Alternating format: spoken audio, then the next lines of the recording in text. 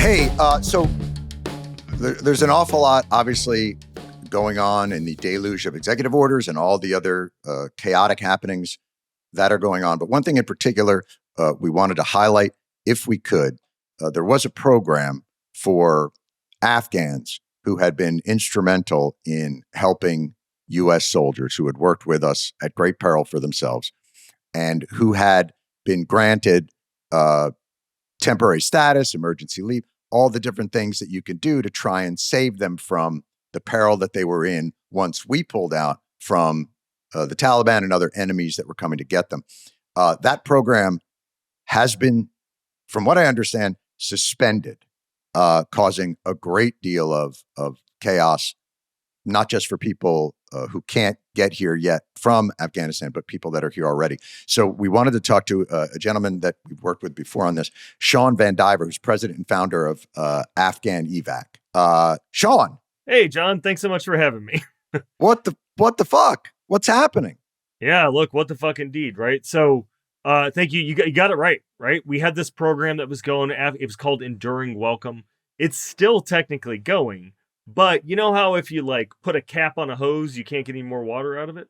Right. That's essentially what these executive orders have done. And so it's two executive orders that we're talking about right now. One, the refugee pause, which stopped all refugee processing and stopped all refugee movement. Refugees are family of United States military service members. They're partner forces that stood alongside us and fought alongside us and bled alongside us. They're judges and prosecutors who put the Taliban away.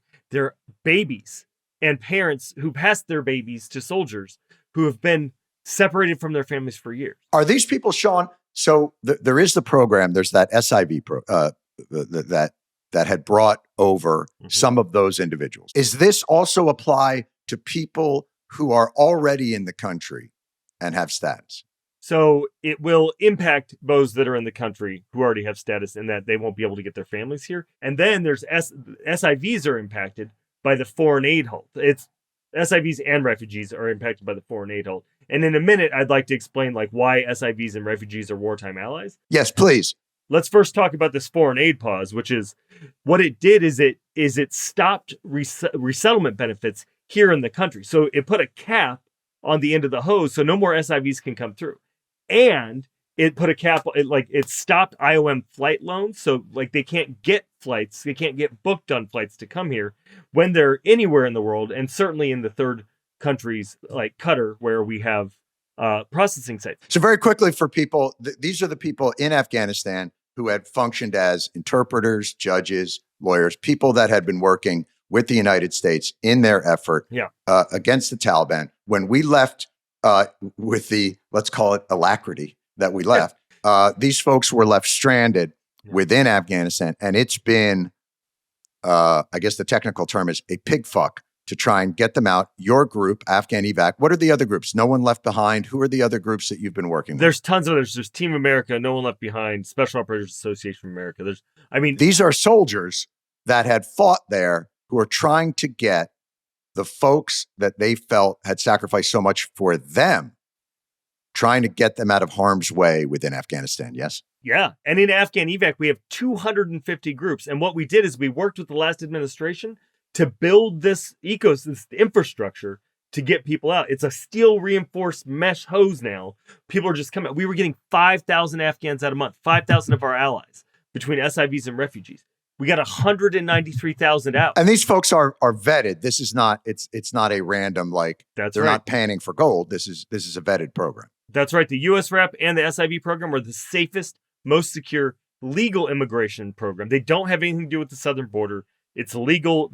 These are the folks that Republicans want. So right now, do you think this is temporary chaos, or do you think this is going to be a permanent change in the way that the United States can operate in trying to, relieve these folks?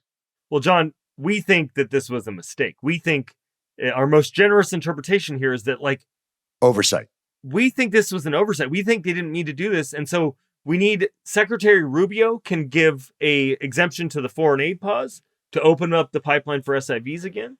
And then Secretaries Noem and Rubio have to agree to give an exemption to open up refugees so our family of U.S. service members can come here. John, the families of those we lost at Abbey Gate are still trying to get people out. They're impacted by this. It's insane. What's the measure that people can take? What's the plan of action in terms of moving forward? Sure, there's 3 things that we can ask people to do. The first thing is we need people to add their voice to our letter. AfghanEvac.org/transition-letter. That says, keep this open. Number 2, contact your elected officials. AfghanEvac.org/elected-officials. It puts you right in touch with them. Let them know that you care about this. Number 3, donate to AfghanEvac.org/donate.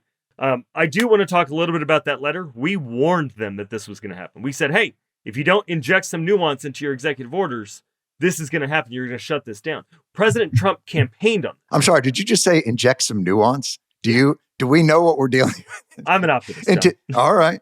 Into this administration, you're saying, you know what you guys could use? Just a hint of gray area. Yeah. A skosh of nuance. Yes. So we said this was going to happen. We know it got to them. And we've been very noisy. And that's what we would ask is be noisy. Let people know how you feel about this. I will say this, and I'm not sure people are aware of it. The men and women who fought in those wars feel, I think, for the most part, really, really strongly about this. And a lot of those groups are made up of folks who fought in those wars. They feel like these are the folks who laid it on the line for them. They consider them comrades. John, that's absolutely right. Look, I didn't serve in Afghanistan. I served off the coast of Iraq. Iraq was my war. And when I watched ISIS storm through in 2016, it broke my heart. And like others, and like with Afghanistan, I was wondering what the fuck was it all for? Right. And we have got to fix this. Our word cannot be temporary and conditional. We have a great danger of losing a lot of veterans over this and a lot of our Afghan allies. People are apoplectic right now, and we can just fix it. We shouldn't have to beg, plead, and scream to make this work. This is easy. Have you been able to have any access to, at the very least, those around the 2 secretaries that you're talking about? Yeah, look, I hand-delivered those letters before the transition to staff around all of those folks. I was like hustling around the State Department. I found the transition team. I handed it to them. I've given it to J.D. Vance's team. I've given it to President Trump's team. We know that they got it. And we've been in conversations, right? National Security Advisor Mike Waltz is tracking this very closely. And we know that there are staunch Republicans that are pushing on this. We know that people care about this. Yeah, this is not a partisan issue. This is in any way. Yeah, no, this isn't political at all. It's not political. It's about our national honor. And we've got to do the right thing here. Right. And our security. Well, we appreciate all the work you guys have been doing on this forever. I mean, your group and the other groups have been really staunchly trying to protect the folks that help protect us. So really appreciate it. Shawn VanDiver, president and founder of Afghan Evac. And thanks for the update. And we'll try and keep on it. Thanks so much, John. Thanks, man.